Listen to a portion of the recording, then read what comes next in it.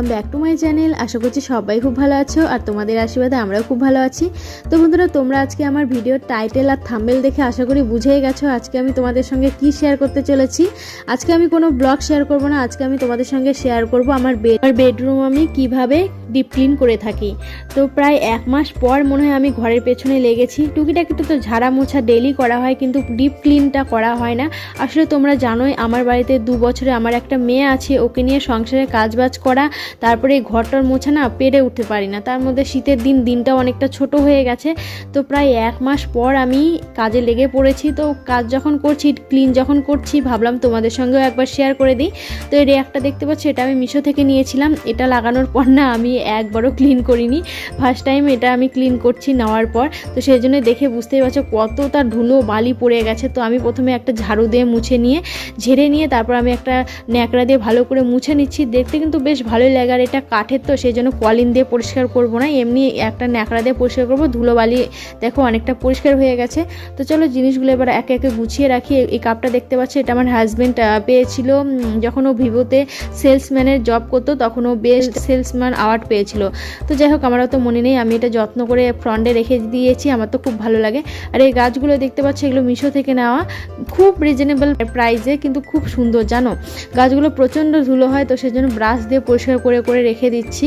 তো চলো এক এক করে সব গুছিয়ে নিই। আর আজকে প্রচুর কাজ আছে, মেয়েকে সেই জন্য খাইয়ে দাইয়ে পাঠিয়ে দিয়েছি ওর পিসির বাড়িতে, আমাদের পাড়াতেই ওর পিসির বাড়ি। আর এই কাপটা দেখতে পাচ্ছি, এটা আমার হাজব্যান্ড আমার বিয়ের আগে ভ্যালেন্টাইন ডেতে গিফট করেছিল। তখন অলরেডি আমাদের রেজিস্ট্রি ম্যারেজ হয়ে গেছিলো। দেখতে পাচ্ছ শাড়ি পরা, ওটা হচ্ছে সরস্বতী পুজোয় বেরিয়েছিলাম, শাঁখা সিঁদুর নেই কিন্তু, তখন আমাদের সামাজিকভাবে বিয়ে হয়নি, এমনি রেজিস্ট্রি ম্যারেজ হয়েছিল। তো সরস্বতী পুজোয় বেরিয়ে ওই ছবিটা তোলা হয়েছিল। আর এটা হচ্ছে আমার বিয়ের ছবি, ফ্রেমটা দেখতে পাচ্ছ, এটা আমার স্টুডেন্ট আমাকে গিফট করেছিল। তো এই সাইডটা হয়ে গেছে। এবার চলো ফ্যানটা পরিষ্কার করে নেওয়া যাক। যেহেতু শীত পড়ে গেছে, ফ্যানের তো তেমন প্রয়োজন হয় না। আর দেখো কত পরিমাণে ধুলোবালি জমে গেছে। ফ্যানটা ভালো করে পরিষ্কার করে নিয়ে কভার লাগিয়ে রাখতে হবে। কিন্তু কভারটা কি বলো তো, শাশুড়িমা রেখেছে, তো আর শাশুড়িমা বাড়িতে নেই, বাবাকে নিয়ে গেছে ডাক্তার দেখাতে, চোখের ডাক্তার দেখাতে। তো কোথায় রেখেছে আমি জানি না। তো এখন পরিষ্কার করে রেখে দিই, তারপর মা এলে কভারটা নিয়ে না হয় লাগিয়ে দেওয়া যাবে। এত পরিমাণে ধুলো হয়ে গেছে না। তো প্রথমে আমি একটা ঝাড়ু দিয়ে, ছোটো ঝাড়ু দিয়ে পরিষ্কার করে নিয়ে তারপর আমি মুছছি। তো চলো এবার র্যাকটা পরিষ্কার করা যাক। আমাদের ঘরে তোমরা জানোই ড্রেসিং টেবিল নেই, তো ড্রেসিং টেবিলের বদলে এই যে এই হাজব্যান্ড এই র্যাকটা তৈরি করে দিয়েছে। বেশ সুন্দর, বেশ কমফোর্টেবল, ড্রেসিং টেবিলের মতনই কাজ করে। কিন্তু এই কাচের সেলফগুলোতে এত পরিমাণে ধুলো জমে না। এটা আমি মাঝে মধ্যে পরিষ্কার করি, এটা 1 মাস পর করছি না, এটা প্রায় সপ্তাহে সপ্তাহে পরিষ্কার করতে হয়। দেখো কি পরিমাণে ধুলোবালি জমা হয়ে গেছে। তো চলো এগুলো এখন ভালো করে মুছে নিয়ে সব পরিষ্কার করে নেবো। তো একটা বেবি উইপার দিয়ে আমি ভালো করে পরিষ্কার করছি, কলিংটা না শেষ হয়ে গেছে, তো সেই জন্য মেয়ের টিস্যু, ওর মুখ মোছানো হয়, ওই টিস্যুটা দিয়ে আমি কাজগুলো পরিষ্কার করছি। এটা দিয়ে কাজ পরিষ্কার করলে না বেশ সুন্দর হয়। দেখো একদম চকচকে ঝকঝকে হয়ে গেল। আসলে সংসারের কাজে না এই ঘরের এই কাজগুলো করার সময় পাই না, তো অনেক দিন পরেই এগুলো পরিষ্কার করা হচ্ছে। এর একটাও প্রায় 2 সপ্তাহ পর মনে হয় পরিষ্কার করছি। আর যেহেতু সেলফগুলি কাচে, তো কি বলো তো, কলিন দিয়ে পরিষ্কার করলে না বেশ চকচকে হয়। আর অনেক সময় কলিন না থাকলে কি করি বলো তো, শ্যাম্পু গুলিয়ে নিয়ে পরিষ্কার করলেও বেশ সুন্দর হয়। তো যেহেতু মেয়ের টিস্যু আছে, ওই টিস্যুটা দিয়ে আমি পরিষ্কার করছি। এটা দিয়ে পরিষ্কার করলে একদম ঝকঝকে চকচকে হয়ে যায়। তো আমার মোছা হয়ে গেছে। এবার একটা অন্য পরিষ্কার ন্যাকড়া দিয়ে এগুলো সব পরিষ্কার করে একে একে রেখে দিই জিনিসপত্রগুলো। দেখো সব সাজারে জিনিসপত্র, এটাতে আমার কোনো অসুবিধা হয় না, ড্রেসিং টেবিল না হলেও আমার চলে যায়, কারণ এটাতে আমি খুব সুন্দরভাবে কমফোর্টেবলি আমি সাজতে পারি। তো সাজার জিনিসপত্রগুলো সব গুছিয়ে গুছিয়ে মুছে মুছে রেখে দিই। আর এত পরিমাণে ধুলোবালি হয় না, মানে সপ্তাহে সপ্তাহে ঘর মোছা ধোয়া পরেও তবুও কোথায় থেকে যে এত ধুলোবালি চলে আসে। আর মেয়ের জ্বালায় না একটা জিনিসও গুছিয়ে রাখতে পারে না, ও একটু লম্বা হয়েছে, সব একদম টেনে টেনে সব পেরে এলোমেলো করে রাখে। তো আমার কাচের সেলফগুলো মোছা হয়ে গেছে, এমনকি গোছানোও হয়ে গেছে। দেখো কত সুন্দর লাগছে, আয়নার মতো একদম চকচক চকচক করছে। যে কোনো জিনিসই দেখবে পরিষ্কার পরিচ্ছন্ন রাখলে দেখতেও বেশ সুন্দর লাগে আর বেশ ভালোও লাগে। তো চলো এই সাইডটা পরিষ্কার করে নেওয়া যাক। ডেলি তো ঝাড়া মোছা করাই হয়, কিন্তু এই কোনা কাঞ্চির নোংরাগুলো না রয়েই যায়। আর এই টেবিলটা দেখতে পাচ্ছ, টেবিল না ডয়ার যাই হোক, এটা আমি মিশো থেকে নিয়েছি। এটাতে দেখো কি পরিমাণে ধুলো জমে গেছে। ওটা পিছন দিক ছিল, তো সামনের দিক যাও 2-1 দিন পর পর মানে মোছা হয়, কিন্তু পেছন দিকটা যেহেতু মোছা হয় না, এত পরিমাণে ধুলো পড়ে গেছে। তো চলো ভালো করে মুছে নেওয়া যাক। তো একটা তেনা দিয়ে বেশ সুন্দর করে মুছে নিয়ে তারপর টিস্যু পেপার দিয়ে আবার মুছে নেবো, তাহলে আবার পরিষ্কার হয়ে যাবে। তো ঘর যখন পরিষ্কার করতে নিয়েছি সম্পূর্ণ পরিষ্কার করেই ছাড়বো, যতই বেলা হোক। প্রায় 11টার সময় লেগেছি ঘরের পেছনে, দেখি কটা বাজে। আর মেয়েকে যেহেতু খাইয়ে দিয়ে পাঠিয়ে দিয়েছি ওর পিসি বাড়িতে, তো চিন্তা নেই। আর ঘর মোছা হয়ে গেলে ওকে ফোন করে ডেকে নিয়ে তারপর স্নান ধান না হয় করে দেবো। তো চলো এবার খাটের পেছন টেছনগুলো ভালো করে পরিষ্কার করে নেওয়া যাও। এটাও বেশ কলিন টলিন দিয়ে মোছা যাবে, যেহেতু আমার কাছে কলিন নেই, কলিনটা শেষ হয়ে গেছে।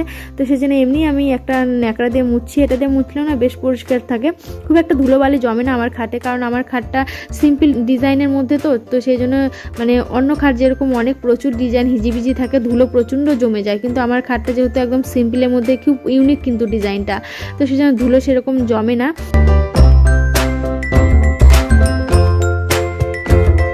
তো ঘরের এক সাইড আমার সম্পূর্ণ পরিষ্কার হয়ে গেছে, মানে এই সাইডটা আমার একদম পরিষ্কার চকচকে হয়ে গেছে, বাকি আরেক সাইড বাকি আছে। তো ওটাও চলো ফটাফট করে নিই। বাকি এক সাইড বলতে যে এই সাইডগুলো মেয়ের জামা কাপড়গুলো রাখা আছে, এই সাইডটা পরিষ্কার করবো। তারপর আলমারিটা পরিষ্কার করবো, আলমারির ওপরে জিনিসপত্রগুলো সব ধুলোতে একদম কি অবস্থা হয়েছে ওগুলো পরিষ্কার করবো। তো চলো ফটাফট কাজে লেগে যাওয়া যাক, অনেকটা বেলা হয়ে গেছে, মেয়েকেও স্নান করাতে হবে। শীতের দিন না, সকাল সকাল স্নান না করিয়ে দিলে আবার সর্দি লেগে যেতে পারে। তো এক এক করে সমস্ত জিনিসগুলো আমি নামিয়ে নিয়ে ভালো করে ঝেড়ে নিয়ে তারপর আমি মুছে নেব। আর যেহেতু অনেকদিন পর পরিষ্কার করছি, তো প্রচণ্ড ধুলো মানে জমে গেছে, তোমাদেরকে কি বলবো। তো চলো হোম থিয়েটারটা পরিষ্কার করে নিয়ে আলমারির উপরে জিনিসগুলো ঝেড়ে ঝেড়ে রেখে দিই। এই জিনিসগুলো দেখতে পাচ্ছ, এগুলো মেয়েরই সব জিনিস, ও জন্মদিনে গিফট পেয়েছিল, প্যাকেট থেকে খুলে রাখিনি কারণ এখনও ওর প্রয়োজন হয় না। সব স্কুলের টিফিন বক্স আছে, স্টাডি টেবিল আছে, এগুলো বড় হোক তখন ওকে বের করে দেবো। এই টেডিগুলো দেখতে পাচ্ছি, এগুলো সবই ওর জন্মদিনে পাওয়া। এত ধুলো হয়ে গেছে, তো ভালো করে পরিষ্কার করে নিচ্ছি। আলমারিটা আমি উপরটা মানে অনেকদিন পর পরিষ্কার করলাম, কিন্তু ফ্রন্টটা আমি কদিন পর পরই পরিষ্কার করি। জানলাগুলো একবারে ধুলো বালিতে কি বলবো, মানে রাস্তার ধারে বাড়ি তো মনে হয় রাস্তার সমস্ত ধুলো আমাদের ঘরেই চলে আসে। তো চলো এবার এই সাইডটা পরিষ্কার করে নেওয়া যাক। এখানে মেয়ের সমস্ত জামা কাপড় আছে, মানে ওর ডেলি পরানো জামা কাপড়গুলো আমি এই সাইডে রেখে দিই। কিন্তু দেখো বাপরে বাপ কি পরিমাণে ঝুল আর ধুলোবালি পড়ে গেছে। এই কোণাটা পরিষ্কার করা হয় না প্রায় মনে হয় 1-8 মাসের মতো, তো সেজন্য প্রচুর ধুলো পড়ে গেছে। এগুলো এখন আমি ভালো করে পরিষ্কার করে নিয়ে মেয়ের জিনিসগুলো আবার মানে নতুন করে সুন্দর করে ভাঁজ করে রেখে দিতে হবে। দেখো কত পরিমাণে ধুলো পড়ে গেছে। তো আজকে ঘরটা একদম মনে হচ্ছে রেহাই পাবে, ঘরটাও আজকে প্রাণ খুলে শ্বাস নেবে। আর যেহেতু এখন শীতকাল না, সেই জন্য জামা কাপড় এত পরিমাণে হয়ে গেছে, রাখতে রাখতে রাখার আর জায়গা থাকে না। তো এই বাক্সের মধ্যে দেখতে পাচ্ছ, এর মধ্যে সমস্ত রকম সোয়েটার, ওকে ডেলি পরানোর সোয়েটারগুলো রাখা আছে। আর এই সাইডে তাকগুলোতে দেখতে পাচ্ছ, একটাতে প্যান্ট রেখেছি, একটাতে সোয়েটার রেখেছি, একটাতে মানে একটাতে এক এক রকম জিনিস রেখেছি। তো সেই হিসাবে আমি এখন সমস্ত কিছু ভাঁজ করে রেখে দেবো। আর অনেকটা বেলা হয়ে গেছে, মেয়েকেও স্নান করাতে হবে, আমিও স্নান করে নেবো। আর মা বাবা গেছে ডাক্তারের ওখানে, এখনও আসেনি। তো আমার ঘর মোটামুটি গোছানো হয়ে গেছে। তো চলো এখন মেঝেটা ভালো করে ঝেড়ে নেওয়া যাক। আর মেয়েও চলে এসেছে, আমার কাজও মোটামুটি হয়ে গেছে, ঝেড়ে নিয়ে মেয়েকে স্নান করে দিতে হবে। তো আমার ঘর গোছানো কমপ্লিট, ঝাড়াঝুড়ি সব কমপ্লিট। তো চলো তোমাদেরকে একবার বিফোর আর আফটার লুক দেখানো যাক।